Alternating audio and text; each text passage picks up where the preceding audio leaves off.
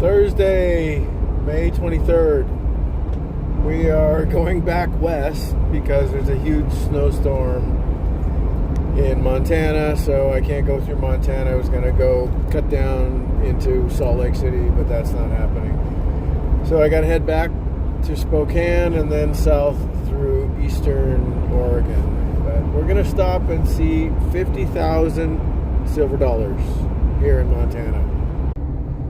50,000 silver dollars. Bar, gift shop, restaurant, RV park, casino, motel, and gas. I actually have stopped here before, but let's go in and check it out again. All right, let's go check this place out. 50,000 silver dollars. This is giant gift shop. Just on the western side, almost to Idaho. But anyway, let's go check it out.